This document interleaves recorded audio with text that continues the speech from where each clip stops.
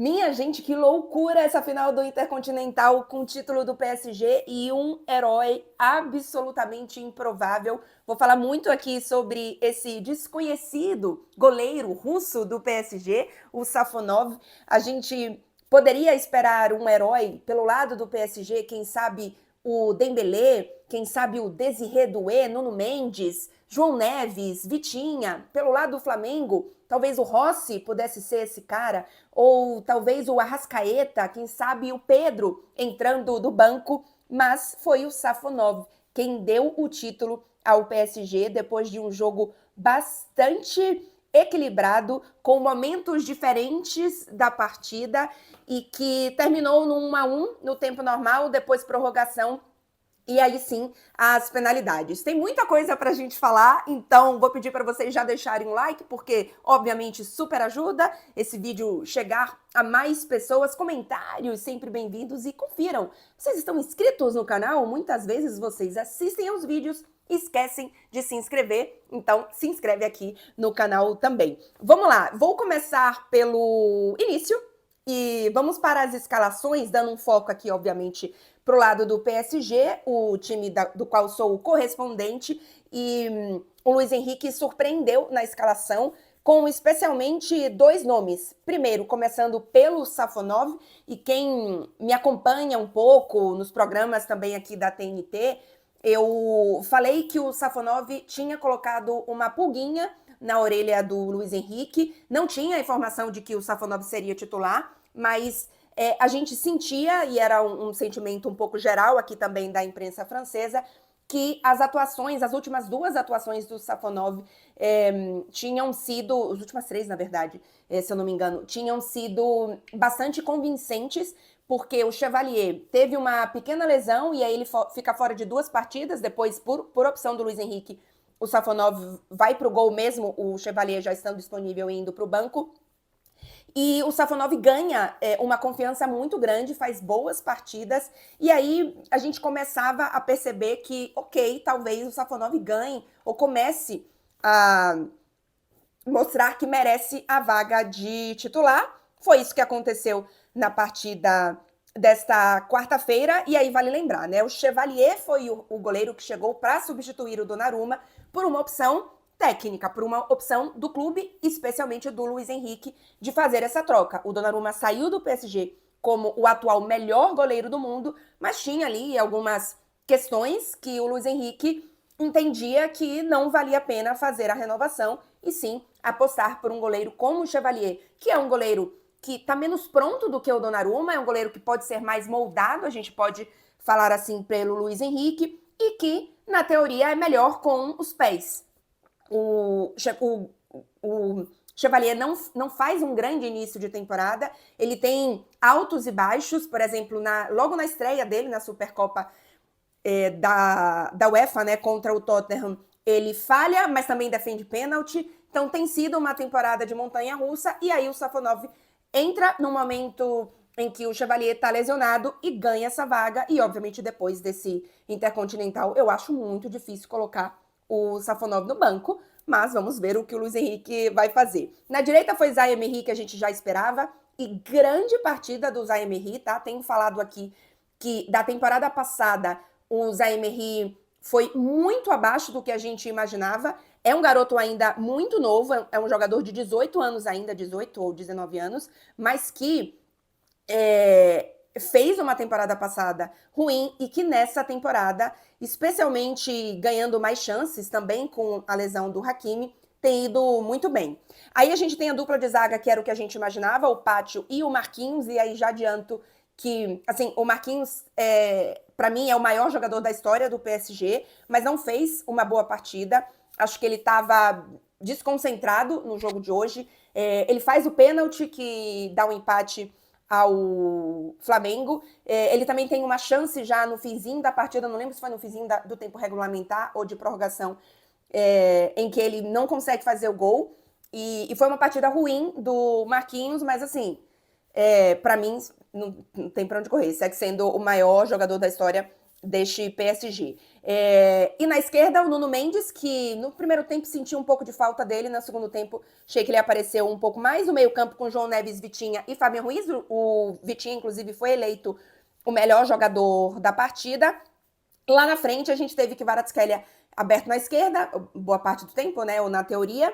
Foi quem marcou o gol, fez uma boa partida, eu acho, inclusive. É um jogador que tá crescendo nessa reta final agora de 2025 e quem sabe para a reta final da temporada. Desiré Doué na direita, que eu achei que fez uma partida ruim, errando muito. É um jogador que, assim, apareceu bastante na partida, mas com muitos erros. Não é, assim, tão normal do Desiré Doué errar tanto, mas é um jogador jovem também, 19 anos, então, obviamente, vai ter irregularidades. Tá voltando de lesão ainda.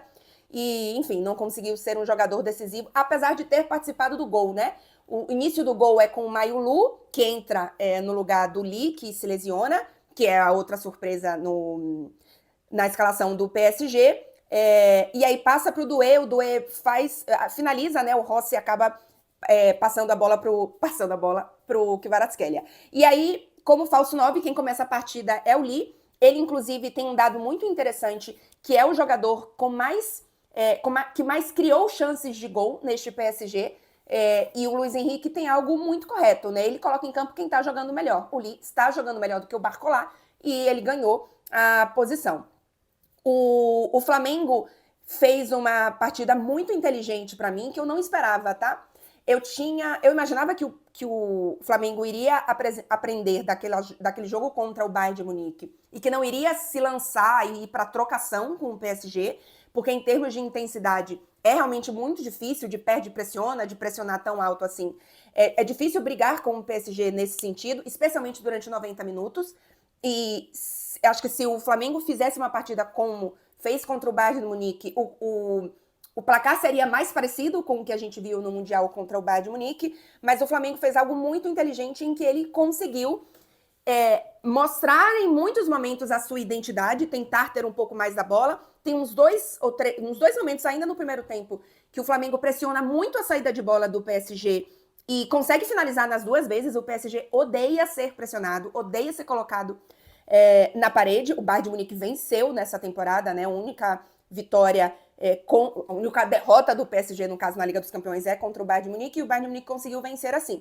Mas é muito difícil fazer isso 90 minutos. O Bayern fez 45 minutos, no segundo tempo tem uma expulsão do Bayern de Munique, aí obviamente a partida muda, mas estamos falando hoje do que é para mim, junto com o PSG, as duas melhores equipes da temporada. O Arsenal tá na conversa, mas ele joga tão diferente que eu não tô colocando neste sentido na mesma prateleira. Bayern de Munique e PSG eu acho que tem algumas similaridades nesta questão.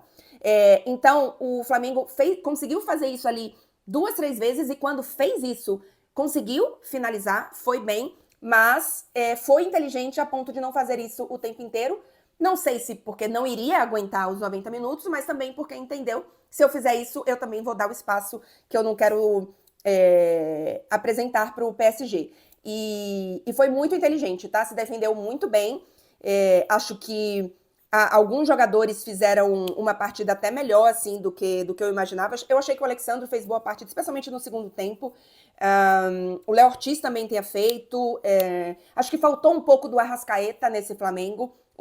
Tenho a impressão que o Arrascaeta, em termos de intensidade em algumas partidas... Bom, nessa partida eu achei que ele ficou devendo um pouco. E o Rossi, que acho que ele falha no gol, né? E tinha tido um lance com um gol anulado, que a bola sai, mas que também teria sido uma falha do Rossi. Mas foi uma partida em que, assim, o Flamengo mostrou muita qualidade, muita inteligência, e eu acho que, obviamente, na hora que a gente tem isso, tem um papel muito importante do Filipe Luiz, e que a gente sabe do grande trabalho que faz, mas que eu acho que mostrou mais um passo, apesar do título não ter vindo, porque no fim das contas também não veio uma derrota, né? O Flamengo empatou com o PSG com mérito, tá? Eu acho que não foi...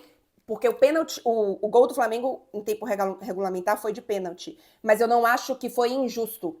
Que se a gente não tivesse tido o pênalti, eu acho que o Flamengo teria merecido esse empate. E aí, nas penalidades, o Safonov, assim, toma conta absolutamente, vira um herói absolutamente improvável do jogo. Até acho que nem todos os jogadores do Flamengo bateram bem, mas assim, não vou avaliar tanto aqui a cobrança dos jogadores do Flamengo, acho que sim, tem ali, não foram maravilhosas, mas o Safonov absolutamente surpreendeu. Eu, inclusive, coloquei lá no meu tweet e, enfim, tá repercutindo bastante, e com respeito, tá tudo certo.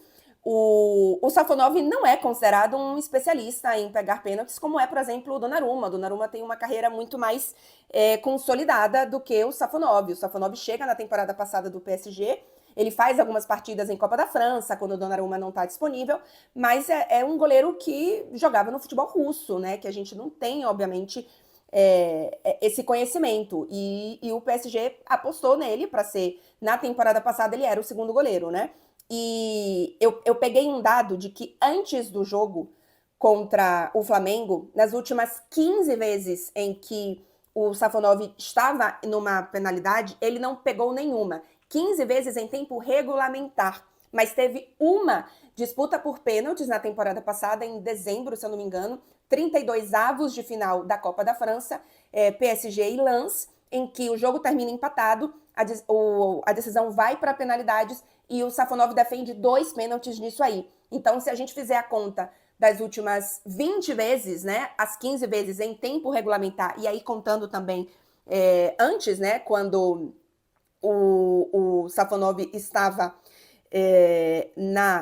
para eu dar a informação aqui correta, o Safonov ainda não jogava no PSG, né? E aí, obviamente, porque com o PSG não teria chegado a tudo isso, mas e aí aqui, ó, especialmente na Premier League, né? Na Premier Liga, na verdade, da Rússia, e também até antes, tá? Ele tinha 15 pênaltis falhados, né? Em que ele não defendeu com tempo regulamentar. Somando mais os 5 desta disputa da Copa da França, a gente vai a 20, sendo que ele defendeu 2. Então, fica aí essa estatística para vocês e esse dado, mas assim, não absolutamente surpreendeu, mesmo para quem lembrava dessa final, dessas 32 avos de final da Copa da França, que o Safonov tinha defendido esses pênaltis. Quando a gente pensa em especialista de pênaltis, vem em mente o Donnarumma. O Donnarumma, inclusive, foi herói do PSG em classificação contra o Liverpool em disputa de pênaltis na Liga dos Campeões, né? Acho que o Donnarumma foi absolutamente decisivo para o PSG na temporada passada nesse sentido. Então, foi um herói absolutamente improvável deste PSG. Tenho mais algumas coisas para falar, mas atenção, já passamos aqui de 12 minutos de vídeo, não esquece de deixar o like, e inclusive você pode hypar também esse vídeo, o que eu super agradeço. E fechando aqui, o ano de 2025 do PSG foi um ano em que, eu tenho dito, o PSG deixou de perseguir sonhos para realizá-los. O PSG chegou ao seu 6º título em 2025. Além disso, né, além dos títulos nacionais, Supercopa, Copa da França, Campeonato Francês, Liga dos Campeões, Supercopa da Europa e agora o Intercontinental, o PSG ainda ganhou o prêmio de melhor jogador do mundo, né, com o Dembélé, não só na Bola de Ouro, como também no The Best, ganhou o prêmio de melhor clube na Bola de Ouro, o Luiz Henrique foi eleito o melhor treinador. Então, assim, é um ano histórico que muda a história do PSG, que coloca o PSG em outro patamar, é verdade, e que, no fim das contas, é isso. O PSG, em 2025, deixou de perseguir sonhos para realizá-los. E será um ano, não tenho nenhuma dúvida, inesquecível para esses torcedores do PSG. E te diria, não consigo imaginar o PSG repetindo esse ano com 6 títulos assim. Se eu não me engano, só o Barcelona conseguiu os 6 títulos num ano assim, né? Então é realmente incrível o que o PSG do Luiz Henrique, porque é o grande nome desse projeto, fez. O PSG, no final de semana, ainda tem mais um joguinho, 32 avos da Copa da França, joga contra uma equipe da 5ª divisão, uma equipe semi-amadora, então vai poder poupar, enfim, vai poder jogar com seus jogadores reservas, e aí depois só volta no ano que vem, com já campeonato francês, porque tem uma paradinha aí entre Natal e Ano Novo, o que eu acho que vai fazer muito bem para esse PSG, que não teve pré-temporada, que tá cansado, que teve muitas lesões, que consegue poupar, né, no campeonato francês, mas não é líder do francês, então para a reta final da temporada vai precisar colocar um gás a mais também nas competições nacionais para poder avançar e, obviamente, tentar mais uma vez o título francês, que eu acho que vai conseguir, mas também não pode abandonar, não é mesmo? Então é isso, gente. Fechando aqui um pouco esse título do PSG, vou pedir mais uma vez que você, antes de sair do vídeo, deixa o like, confere se está inscrito no canal e até a próxima, gente. Tchau, tchau.